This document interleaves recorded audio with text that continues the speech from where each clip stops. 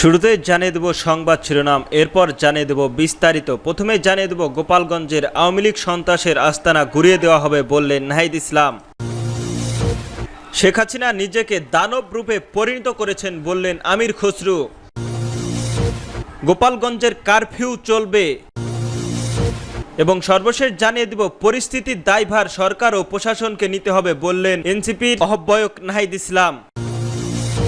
গোপালগঞ্জের আওয়ামী লীগের সন্ত্রাসের আস্তানা ঘুরিয়ে দেওয়া হবে বললেন নাহিদ ইসলাম। জাতীয় নাগরিক পার্টির এনসিপির আহ্বায়ক নাহিদ ইসলাম বলেছেন, গোপালগঞ্জের ঘটনা সন্ত্রাসীদের দ্রুত গ্রেপ্তার করা না হলে আরো কর্মসূচি দেওয়া হবে। গোপালগঞ্জকে মুর্শিদাবাদ মুক্ত না করা ফিরব না আমরা। বৃহস্পতিবার দুপুরের ফরিদপুরে ঐতিহাসিক জনতা ব্যাংকের মোড়ে আয়োজিত এক পথসভায় তিনি এসব কথা বলেন। নাহিদ ইসলাম বলেন, ফ্যাসিস্টের হাসিনা দোষারবদের গোপালগঞ্জকে সন্ত্রাসের আস্তানা বানিয়েছে, সেই আস্তানায় ঘুরিয়ে দেওয়া হবে। তিনি হুঁশিয়ারের উচ্চারণ করে বলেন, এদেশে আর কোনো ফ্যাসিস্টের তৈরি হতে দেওয়া যাবে না। বৃহস্পতিবার বেলা 2টার দিকে শহরে সার্কিট হাউসের সামনে থেকে নাহিদ ইসলামের এনসিপির কেন্দ্রীয় নেতারা পদযাত্রা শুরু করেন। পদযাত্রাটি শহরের বিভিন্ন সড়ক প্রদক্ষিণ করে জনতা ব্যাংকের মোড়ে এসে শেষ হয়। বেলা 2:53 জনতা ব্যাংকের মোড়ে এই পথসভা অনুষ্ঠিত হয়। পথসভায় ফরিদপুরের জেলার প্রধান সমন্বয়কারী নীলিমা দৌলা সভাপতিত্বে এই শারজিজ আলমের সঞ্চালনায় আরো বক্তব্য রাখেন এনসিপির আহ্বায়ক নাহিদ ইসলাম, সদস্য সচিব আখতার হোসেন, মুখ্য সমন্বয়ক নাসিরউদ্দিন পাটোয়ারি এছাড়াও প্রমুখ। শেখ হাসিনা নিজেকে দানব রূপে পরিণত করেছে বললেন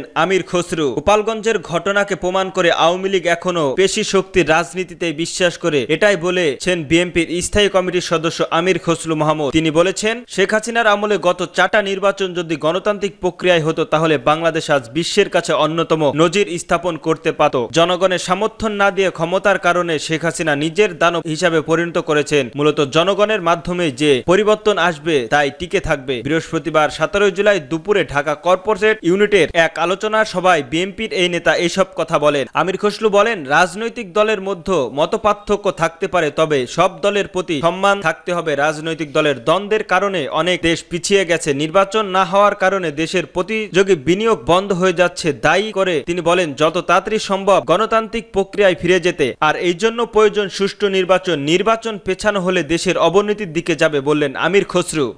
হামলাকারীদের 24 ঘন্টার মধ্যে গ্রেপ্তারের আলটিমেটাম দিয়েছে এনসিপি। পরিস্থিতির দায়ভার সরকার ও প্রশাসনকে নিতে হবে বললেন নাহিদ ইসলাম। গোপালগঞ্জের বুধবারের পরিস্থিতির জন্য সরকার ও প্রশাসনকে দায়ভার নিতে হবে বলে মন্তব্য করেছেন জাতীয় নাগরিক পার্টির নেতা নাহিদ ইসলাম। নিজের ভেরিফাইড ফেসবুক অ্যাকাউন্টে লিখেছেন, আমরা 4 জনের মৃত্যুর মুখ থেকে ফিরে এসেছি। কোনো বিচার বহির্ভূত হত্যাকাণ্ডে আমরা সমর্থন করি না, প্রত্যাশা করি না। সন্ত্রাসীদের বিচার প্রক্রিয়ার ব্যবস্থা নিতে হবে। প্রশাসন ও গোয়েন্দা সংস্থান যদি সঠিক সময়ে সঠিক পদক্ষেপ নিত তাহলে এই পরিস্থিতি তৈরি হতো না। নাহিদ বলেন, এই দায়ভার সরকার ও প্রশাসনকে নিতে হবে। আমরা পুরো ঘটনা সুষ্ঠু তদন্ত ও সন্ত্রাসীদের বিচারের দাবি করছি। সুনির্দিষ্ট তথ্যের ভিত্তিতে সন্ত্রাসীদের গ্রেপ্তার করতে হবে। শুধু গোপালগঞ্জ নয়, সারা দেশে ও গ্রেপ্তার অভিযান চালাতে হবে। নাহিদ ইসলামের পোস্টে আরো লিখেছেন, আমরা আবারও গোপালগঞ্জ যাব।